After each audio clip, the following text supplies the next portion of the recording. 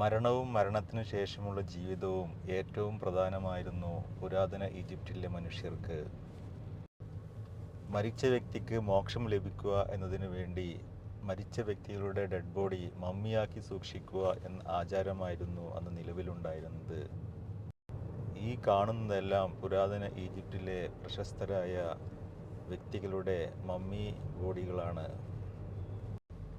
1903 English പ്രൊഫസർമാരായ ഗ്രാഫ്റ്റൺ Eliot സ്മിത്തും Howard കാർട്ടറും ചേർന്ന് മമ്മികളുടെ ശാസ്ത്രീയ പഠനം നടത്തിയത്. ആന്തരിക അവയവങ്ങൾ നീക്കം ചെയ്തും റെസിൻ ഓയിൽ ഉപയോഗിച്ചുകൊണ്ടും കോട്ടൺ തുണി കൊണ്ട് ചുറ്റിക്കെട്ടിയും അവർ മരിച്ച വ്യക്തികളുടെ ബോഡി സൂക്ഷിച്ചു പോന്നിരുന്നു. അത്തരത്തിലുള്ള ധാരാളം മമ്മികളാണ് ഇന്ന് നമുക്ക് ബ്രിട്ടീഷ് മ്യൂസിയത്തിൽ കാണാൻ കഴിയുന്നത്. ലോകത്തിന് മുമ്പിൽ ഒരു ദൃഷ്ടാന്തമായിക്കൊണ്ട് ഇന്നും മമ്മികൾ ഇവിടെ അവശേഷിച്ചു കൊണ്ടിരിക്കുന്നു.